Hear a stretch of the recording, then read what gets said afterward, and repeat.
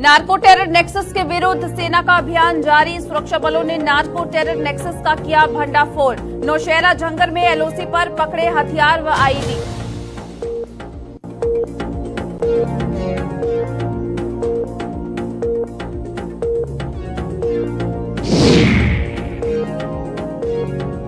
Property tax को लेकर प्रदेश में घमासान जारी। आम लोगों ने भी सरकार के फरमान का किया विरोध। सरकार से टैक्स का आदेश वापस लेने की मांग की।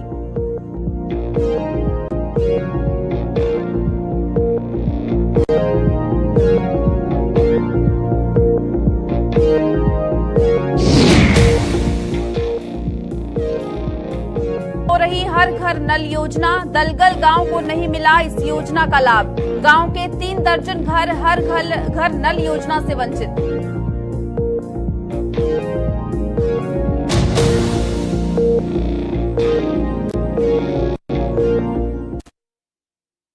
नमस्कार, जम्मू कश्मीर की खास बुलेटिन देख रहे हैं आप। मैं चेतना शर्मा आपके साथ। चलिए खबरों का सिलसिला शुरू करते हैं। जम्मू कश्मीर के झंगर नौशहरा में सुरक्षा बलों द्वारा नार्को टेरर नेक्सस के विरुद्ध बड़े पैमाने पर नियंत्रण रेखा के इलाकों में तलाशी अभियान शुरू किया गया है। इस अभियान के तहत सुरक्षा बलों ने नियंत्रण रेखा पर 2 अत्याधुनिक पिस्टल और 2 किलो आईडी बरामद की है। इस खेप को बरामद कर सुरक्षा बलों ने बड़ी घटनाओं को अंजाम देने से बचा लिया है। जिस तरह से लगातार जो है नार्को टेररिज्म की अगर बात करते हैं तो उसके खिलाफ जो है कार्रवाई तेज हो रही है। और इसी को लेकर अगर बात करते हैं झंगर नौशहरा इलाके की, तो यहां पर सुरक्षा बलों द्वारा नार्को टेरर नेक्सस के विरुद्ध बड़े पैमाने पर जो है तलाशी अभियान शुरू किया गया है। और इसी अभियान के तहत सुरक्षा बलों को जो है बड़ी सफलता हाथ लगी, जहां पर 2 अत्याधुनिक पिस्टलें और 2 किलो आईडी जो है बरामद की गई है। तस्वीरों में आप देख सकते हैं ये जो पैकेज जो है यहाँ पर आपको देखने को मिल रहा है, ये वही 2 किलो आईडी है जो सुरक्षा बलों की तरफ से जो है ये बरामद की गई है। और इसी के साथ 2 अत्याधुनिक पिस्टलें जो है वो भी आप तस्वीरों में यहाँ पर देख सकते हैं। इसी को लेकर जो है जिस तरह से जम्मू कश्मीर की अगर बात करें तो आए दिन जो है यहाँ पर किस तरह से पाकिस्तान जो है वो नशे की खेप जो है इस ओर जो है फेंकने की कोशिश करता है। और यहाँ के युवाओं को जो है कहीं ना कहीं इस दलदल में फंसाने का एक प्रयास जो है वो हो रहा है। एक तरफ जहाँ आतंकवाद से जो है जम्मू कश्मीर जो है लड़ रहा है, दूसरी ओर अब नार्को टेररिज्म की अगर बात करते हैं तो ये भी पाकिस्तान जो है यहाँ पर हर तरह की कोशिश कर रहा है कि किस तरह से यहाँ के युवाओं को जो है नशे में लिप्त किया जा सके। और इसी को लेकर जहाँ सुरक्षा बलों की अगर बात करते हैं तो झंगर नौशहरा में जो है आज नियंत्रण रेखा के इलाकों में तलाशी अभियान जो है ये शुरू किया गया था। और इस अभियान के तहत जो है नियंत्रण रेखा पर ही यहाँ से कुछ सामान जो है वो बरामद किया गया। अत्याधुनिक पिस्टलें और 2 किलो आईडी जो है वो यहाँ से जो है बरामद की गई है। और इसी के साथ इस खेप को बरामद कर सुरक्षा बलों ने बड़ी घटनाओं को अंजाम देने से जो है बचा लिया है। आए दिन अगर हम बात करें तो जो है सेना की अगर बात करते हैं, जम्मू कश्मीर पुलिस की बात करते हैं, तो लगातार जो है यहाँ पर उनकी तरफ से इसी तरह की कार्रवाई जो है वो देखने को मिलती है।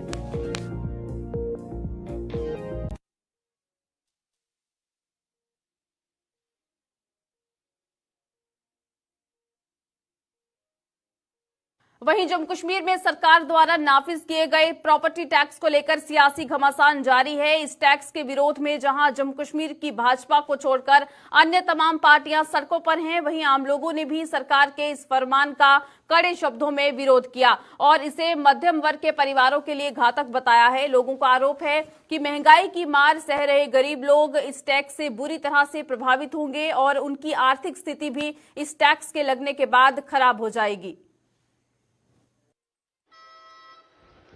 सर, हम तो इस तरह से देखते हैं जो म्युनिसिपल कमेटी में जो छोटे गांव हैं, इनको अगर हम देखें तो हमें तो नहीं अच्छा लग रहा है, ये टैक्स नहीं लगना चाहिए। मगर जैसे मेन सिटी जम्मू है, श्रीनगर है, जम्मू में बड़े बड़े जो शहर हैं उनमें अगर लगा रहे हैं तो ठीक है, अगर वहाँ इतनी फैसिलिटी भी दें। मगर हमारे टाउन में तो सर बिल्कुल कोई फैसिलिटी नाम की नहीं है। उधर से टैक्स पे टैक्स जो ये लगा रहे हैं ये हमें ठीक नहीं लग रहा। बिजली के बहुत लंबे लंबे कट हैं, पानी 3 दिन के बाद पानी आता है, तो ये हमारे हिसाब से ये टैक्स जो है म्युनिसिपल कमेटी में नहीं लगना चाहिए। देखिए 370 और 35 के हटने के बाद हमें जम्मू के लोगों को लगा था कि हमें कश्मीर से कुछ राहत मिलेगी, लेकिन ऐसा कुछ नहीं है। आज भी हम डोमिनेशन के शिकार हैं। जो चीज़ जम्मू वालों को मिलती है उससे दुगनी श्रीनगर वालों को आज भी वही मिलती है।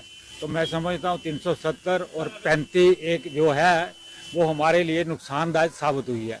इसी के विषय में बताना चाहता हूँ कि जब सरकार ने प्रॉपर्टी टैक्स को लागू किया है, पहले GST tax, Gabbar Singh tax जिसको बोलते हैं, पहले वो लगाया। माफिया पे टैक्स इन्होंने जो 300 रुपए की पर ट्राली आती थी अरेज बजरी की, आज की डेट में वो भी 3500 और 4000 से कम नहीं है। उसके बाद आगे हमारे आगे बिजली का बिल, पानी का बिल, उस पे भी टैक्स है। जब हम घर बनाते हैं तो हम जब हम बजरी रेत लाते हैं तो हम उस टाइम भी टैक्स देते हैं, लेकिन जब हम मकान बना लेते हैं तो उसके बाद भी टैक्स पे टैक्स।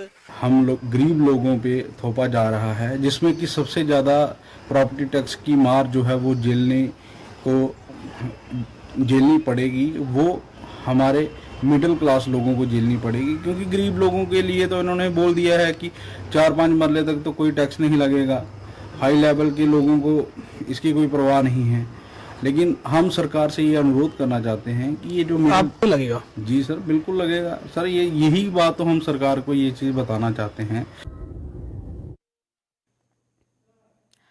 देश के दूरदराज इलाकों के लोगों को स्वच्छ जल उपलब्ध करवाने के उद्देश्य से केंद्र सरकार ने जल जीवन मिशन के तहत हर घर नल योजना का शुभारंभ किया था। लेकिन सरकार की ये योजना जिला कठुआ के ब्लॉक डुग्गन के गांव दलगल में सफेद हाथी सिद्ध हो रही है। ग्रामीणों का आरोप है कि सरकार ने इस योजना के तहत क्षेत्र में स्वच्छ जल उपलब्ध करवाने के लिए कार्य शुरू किया था, लेकिन क्षेत्र के करीब 3 दर्जन घरों को इस योजना का कोई लाभ नहीं मिला और ये घर अभी भी स्वच्छ जल से वंचित हैं। तो जिस तरह से सरकार की ये जो हर घर नल योजना की जो शुरुआत हुई थी, इससे जो है कहीं ना कहीं बहुत से ऐसे इलाके हैं जो अभी भी वंचित हैं। लोगों को स्वच्छ जल जो है वो पीने के लिए अभी तक भी जो है काफी ज्यादा मुश्किलें जो है वो आ रही है। इसी बीच जिला कठुआ की जो है अगर बात करते हैं तो यहाँ के दूर दराज के इलाकों की अगर बात करें तो यहाँ पर भी बहुत सारे ऐसे घर हैं, ऐसे इलाके हैं जहां पर लोगों को जो है ये योजना अभी तक नहीं पहुंच पाई है। इसी पर चलिए ज्यादा जानकारी लेंगे। हमारे साथ हमारे संवाददाता रंजीव इस वक्त ज्वाइन हुए हैं। रंजीव, बताइएगा, जिस तरह से जिला कठुआ के ब्लॉक डुग्गन के इस गांव की अगर बात करते हैं जहां पर लोगों को जो है लोगों का ये आरोप है कि हर घर नल योजना की जो शुरुआत हुई थी वो उस योजना से अभी तक इन लोगों को जो है वंचित रखा गया है और स्वच्छ पीने का पानी जो है उनके घर तक नहीं पहुंच पा रहा है। क्या कुछ ज्यादा जानकारी है? चेतना, मैं बताऊं कि ये जो मामला जो प्रकाश में आया है, ये कठुआ के पहाड़ी सड़क बनी के डुग्गन ब्लॉक के दंगल गांव का है। यहाँ के लोगों का रोष जो है जल शक्ति विभाग के खिलाफ लोगों में गुस्सा जो पनपा है वो इस बात को लेकर पनपा है कि गांव में आदि के 75 साल बाद पहली बार जो पानी की पाइपलाइन जो लगने जा रही है, जिससे उनको स्वच्छ पीने का जल जो है वो मुहैया करवाना था, उसको लेकर 2 करोड़ रुपए का एक प्रोजेक्ट का काम चल रहा है, जिसमें पाइपलाइन बिछाने का और एक ओवरहेड टैंक गांव में बनाने का काम चल रहा है। मैं चेतना आपको बताऊं कि पहाड़ी इलाका है, दूर दराज का इलाका है, दूर दूर घर होते हैं, जिसके कारण करीब 3 दर्जन ऐसे घर हैं जो इस प्रोजेक्ट में छूट रहे हैं, जिनको ये पानी की पाइपलाइन ना तो पहुंच पा रही है, ना तो इस ओवरहेड टैंक का कोई फायदा मिल रहा है, जिसके कारण ग्रामीणों ने कई बार गुहार लगाई विभाग से कि उनके घरों में पानी नहीं पहुंच रहा। इस प्रोजेक्ट के तहत ठेकेदार को भी बोला, ठेकेदार के बारे में लोगों का कहना है कि उसको जितना प्रोजेक्ट मिला है, जो प्रोजेक्ट इंजीनियरों ने बनाया उसके मुताबिक ही उसने काम करना है, पर स्वच्छ पानी नहीं मिलना उनका कहना है। ग्रामीणों का साफ तौर पर कहना है अगर इस बार पाइप नहीं लगी तो आगे कभी भी उनके घर में पाइप नहीं लगेगी। इसी बात को लेकर उनमें गुस्सा है। कई बार उन्होंने विभाग के कार्यालयों के चक्कर काटे और इंजीनियरों को बोला, लेकिन विभाग का यही कहना है कि ये काम होने दो, उसके बाद अलग से आपकी पाइपलाइन लगाई जाएगी। लेकिन चेतना, मैं बताऊं कि अलग से पाइप लगाने के लिए अलग से प्रोजेक्ट चाहिए, उसके लिए अलग से फंडिंग चाहिए। ये एक बड़ा प्रोसेस है, लेकिन लोगों को उस पर यकीन बिल्कुल भी नहीं हो रहा। जी चेतना। जी बिल्कुल रंजीव, लोगों का गुस्सा जो है वो बिल्कुल जायज है, क्योंकि अभी तक जो है जो बेसिक नीड्स हैं लोगों की, जहां पर पीने के लिए स्वच्छ पानी जो है उनके घर तक पहुंचना चाहिए था और योजनाएं जो है वो भी शुरू की गई, उसके बावजूद भी इन योजनाओं का लाभ जो है लोगों को नहीं मिल पा रहा है। चलिए रंजीव, बहुत शुक्रिया ज्यादा जानकारी के लिए। तो जिला कठुआ से जो है दूर दराज के बहुत सारे ऐसे इलाके हैं जहां पर लोगों को पीने के पानी की समस्याओं से जो है जूझना पड़ रहा है और इसी बीच जिला कठुआ के ब्लॉक डुग्गन के गाँव दलगल की तस्वीरें जो है इस वक्त आप देख रहे थे और यहां से ही हमारे संवाददाता हमें जो है जानकारी दे रहे थे कि किस तरह से लोगों का जो गुस्सा है वो अब 7वें आसमान पर पहुंच चुका है और लोगों का यही कहना है कि अब अगर जल्द से जल्द कोई ऐसा प्रोजेक्ट जो है यहाँ पर नहीं लाया जाता है जहां पर हर घर में जो है नल पहुंचाया जा सके, पाइपें जो है वो पहुंचाई जा सके जिससे कि उन्हें पीने के लिए स्वच्छ पानी मिले, तब तक के लिए उनका गुस्सा जो है वो इसी तरह से देखने को मिलेगा और वो प्रदर्शन करने पर भी जो है मजबूर हो जाएंगे।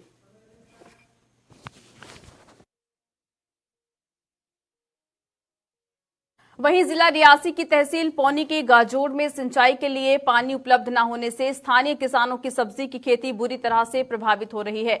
सिंचाई विभाग ने नहरों की साफ सफाई के कारण नहरों में पानी की सप्लाई बंद की हुई है। किसानों के मुताबिक अगर समय पर पानी उपलब्ध नहीं हुआ तो उनकी सब्जी की खेती खराब हो जाएगी और उनकी मेहनत पर पानी फिर जाएगा।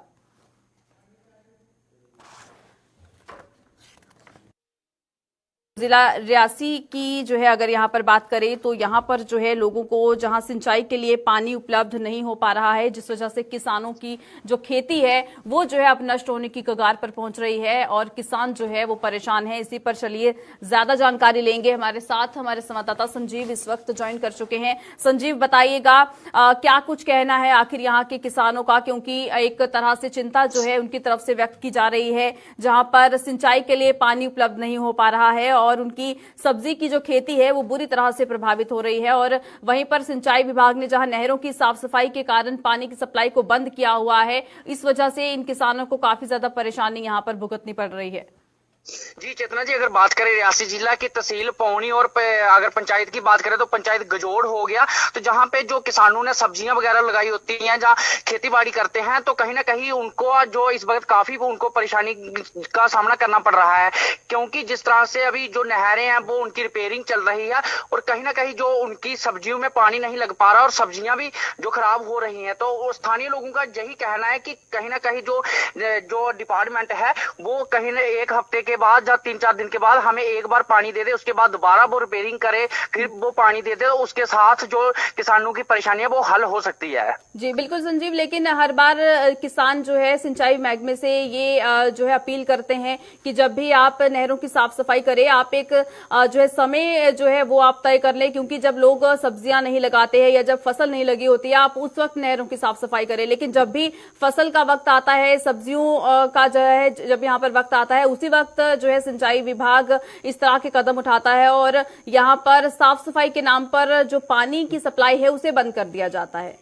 जी बिल्कुल, अगर बात करें तो जिस तरह से अगर देखा जाए तो इन्होंने जो समय है वो निर्धारित करना चाहिए कि जिस तरह से सब्जियां नहीं लगाई हुई हैं किसानों ने, जिस तरह से पीछे कुछ ऐसे मौसम रहते हैं तो तब इन्होंने जो रिपेयरिंग करनी है उसकी वो तब कर लें। उसके बाद साथ साथ में अगर कोई भी ऐसी परेशानी आती है, साफ सफाई करनी होती है तो तब अगर कर ले तो उसके साथ किसानों को परेशानी का सामना ना करना पड़े। पर उसके साथ साथ हम देखते हैं कि जिस तरह से कई बार इस वक्त जो सब्जियों का मौसम चल रहा है और किसानों ने कनक वगैरह जहाँ बिजी हुई है, तो उसके साथ साथ अगर इसी वक्त जो इरिगेशन डिपार्टमेंट है उनको टाइम लगता है और कहीं ना कहीं वो इस वक्त लोगों को परेशान कर रहे हैं। जी चलिए संजीव, बहुत शुक्रिया ज्यादा जानकारी के लिए। तो किसान जो हैं वो अब परेशान हो रहे हैं क्योंकि किसानों का ये कहना है कि पानी की सप्लाई जो है वो नहीं हो पा रही है, जिस वजह से वो सब्जियों को जो है सही समय पर पानी नहीं दे पा रहे हैं। और सिंचाई विभाग से जो है अब एक बार फिर अपील की गई है कि आप हफ्ते में 1 या 2 बार जो है पानी को छोड़ दें, ताकि जो पानी की जो समस्या इन लोगों को पेश आ रही है वो उससे जो है निजात मिल सके।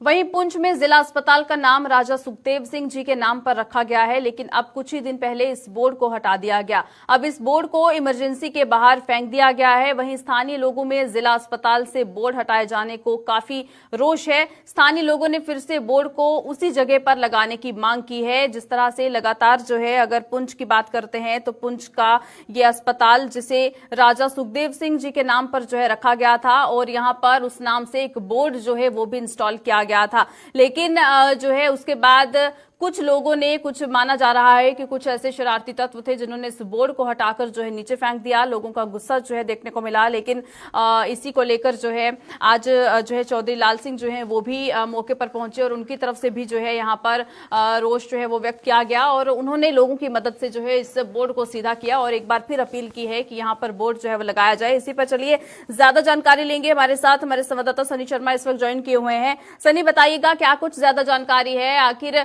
जब ये बोर्ड, क्योंकि काफी लंबा वक्त हो चुका है, इस बोर्ड को जो है यहाँ से हटा दिया गया था, लोगों की तरफ से भी अपील की गई थी उस वक्त प्रशासन को कि इस बोर्ड को एक बार फिर जो है यहाँ पर इंस्टॉल किया जाए, लेकिन बोर्ड जो है यहाँ पर नहीं लगाया गया और आज चौधरी लाल सिंह जो है वो भी मौके पर पहुंचे और इसी बात को लेकर उन्होंने भी अपनी प्रतिक्रिया जो है वो व्यक्त की।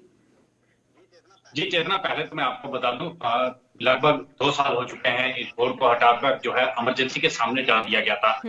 कई बार हमारे कुछ के लोगों ने भी प्रशासन के आगे हो या हॉस्पिटल के आगे जो सीएमओ है या सुप्रीटेंडेंट है उनके आगे गुहार लगा चुके हैं कि इस बोर्ड को जो है फिर से लगाया जाए। हमारे कुछ में एक सीनियर सिटीजन है कमलजीत सिंह जी, बार बार वो ये कोशिश करते रहे हैं कि पुंछ राजा सुखदेव सिंह का जो हॉस्पिटल है उसका नाम जो है राजा सुखदेव सिंह के नाम से जो है वो ही चलना चाहिए, पर कुछ ऐसी शरारती तत्व हैं जो इस तरह की हरकतें जो है वो करते रहते हैं। सुखदेव सिंह के नाम को शायद हटाना चाहते हैं, जिसकी वजह से इस हॉस्पिटल का नाम जो है आज सड़कों पर एक अगर हम कहें तो पड़ा हुआ नजर आ रहा था। और सुबह होते ही लाल सिंह जो है पहुंच रहा था सुखदेव सिंह हॉस्पिटल में पहुंचे और उनके साथ जो लोग थे या कमलजीत सिंह जी उनको लेकर उन्होंने इस बोर्ड को उठाया और उठा के सामने खड़ा कर दिया और प्रशासन के आगे ये मांग की है कि जल्द से जल्द इस बोर्ड को जो है फिर से लगाया जाए, क्योंकि उनका ये कहना था कि जब मैं सत्ता में था तो मैंने इस बोर्ड पर राजा सुखदेव सिंह जी का नाम जो है वो लिखवा कर इस बोर्ड को यहाँ पर खड़ा किया था। और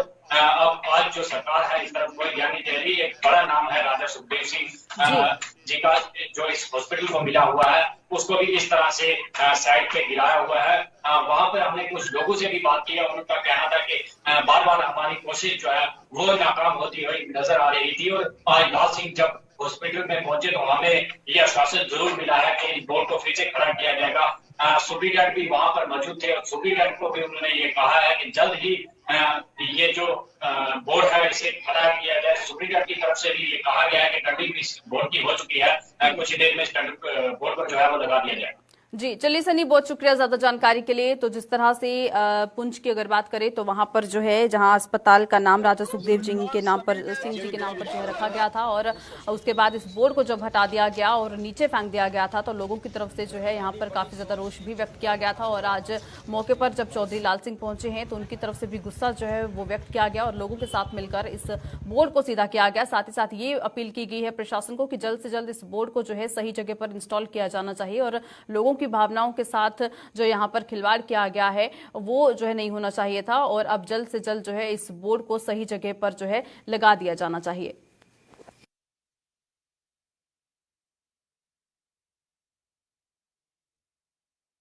Jammu Kashmir service selection board द्वारा ब्लैकलिस्ट कंपनी को परीक्षाएं लेने का टेंडर दिए जाने का विरोध कर रहे अभ्यर्थियों के समर्थन में पूर्व मुख्यमंत्री और नेशनल कॉन्फ्रेंस के अध्यक्ष डॉक्टर फारूक अब्दुल्ला और पीडीपी की अध्यक्ष व पूर्व मुख्यमंत्री महबूबा मुफ्ती भी उतर आई हैं। दोनों पूर्व मुख्यमंत्रियों ने सरकार के इस कदम का कड़ा विरोध किया और इस मामले में शामिल अधिकारियों के खिलाफ कड़ी कार्रवाई करने की मांग की। उन्होंने कहा कि जब ये कंपनी पहले से ही ब्लैकलिस्ट है तो फिर उसे दोबारा परीक्षाओं का टेंडर देने की क्या मजबूरी है। बच्चों का हक है, वो कह रहे हैं कि जिस पार्टी को आपने दिया है वो ब्लैकलिस्टेड पार्टी है, उसको हटाइए और हमसे इंसाफ कीजिए। यही बच्चे मांग रहे हैं। वो टेररिस्ट नहीं है, आतंकवादी नहीं है, वो भारतीय हैं और उनका हक है, वो अपने हक के लिए लड़ रहे हैं।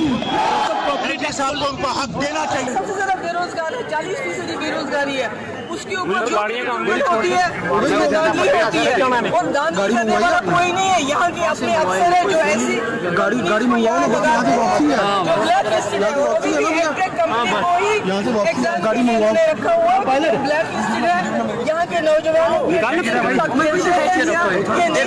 इम्तिहान भी कैंसिल होने चाहिए और एप्टेक कंपनी भी कैंसिल करना चाहिए और इसमें जो उदाहरण हो रही है उसकी इन्वेस्टिगेशन होनी चाहिए और जो भी बाबू इसमें इन्वॉल्व है उनको कड़ी से कड़ी सजा दी जानी चाहिए। बिश्नाह के लोगों ने नहरों की सफाई को लेकर सिंचाई विभाग पर सवाल उठाए हैं। लोगों का आरोप है कि सिंचाई विभाग ने बिश्नाह में नहरों की साफ सफाई के नाम पर केवल खानापूर्ति ही की है। नहरों में अभी भी प्लास्टिक और भारी गंदगी पड़ी हुई है, जिससे कई बीमारियां पनप रही हैं। इन लोगों के मुताबिक नहरों का यही गंदा पानी खेतों की सिंचाई के काम आता है, जिससे फसलें भी प्रभावित हो रही हैं। मैं ये कहना चाहता हूं कि यहाँ पे काम काज के नाम पर सिर्फ खाना पूर्ति हो रही है। आप देख सकते हैं यहाँ इरिगेशन डिपार्टमेंट है। कुछ दिन पहले यहाँ पे जो लोग हैं यहाँ पे कर्मचारी हैं, वो यहाँ पे सफाई कराने की बात करते हैं। मुझे लगता है जितना प्लास्टिक, जितना गंदगी यहाँ नहर में है, तो अभी आप देख सकते हैं जो बीमारियाँ आ रही हैं वो कहाँ से आ रही हैं। यहाँ से मच्छर, जो मक्खी है वो सामान पे बैठते, वही लोग खाते हैं। किसी समय में यही नहर का लोग पानी पी के अपने घर का गुजारा करते थे, खाना बनाते थे। आज यही मुझे लगता है जो पानी खेतों में जाएगा, तो मुझे लगता है वो जो खेतों में उपजाऊ जमीन में जाएगा, चाहे चावल होंगे चाहे कुछ भी होगा, वो एक जहरीला पदार्थ बन के हमारे बच्चों के पेट में जाएगा, तो बीमारियां तो लगेगी ही लगेंगी। हम कहते हैं पर ये जो बच्चों के लिए, बुजुर्गों के लिए, कोई भी बैठने के लिए बनाया है, ये जो बना है बिल्कुल एक गलत, जो सफाई नहीं हो रही, इससे बीमारी फैल रही है। और इस करके इसकी सफाई होनी चाहिए, इससे बीमारियां बन रही हैं ना। पूरी नहर में पूरे गंदगी बहुत है, तो इसलिए जो ऊपर बैठे हैं इसका सफाई कराएं, नहीं तो इसको पूरी तरह बीमारियां बन रही हैं। ये जो जगह बैठने के लिए है बहुत ज़्यादा बीमारी फैल रही है, इसलिए जल्दी से जल्दी इसको सफाई कराया जाए। जेके चैनल और गुलिस्तान न्यूज चैनल ने जीएमसी में भर्ती मरीजों के लिए बनाई गई रेड क्रॉस सराय की खस्ता हालत को लेकर खबर प्रमुखता से चलाई थी। इस खबर के प्रसारित होने के बाद स्वास्थ्य विभाग और सराय प्रबंधन हरकत में आया और इस सराय की इमारत की मरम्मत कर तीमारदारों को बेहतर सुविधाएं उपलब्ध करवाई। इस कार्य के लिए सामाजिक कार्यकर्ताओं ने जेके चैनल और गुलिस्तान न्यूज चैनल का आभार जताया है।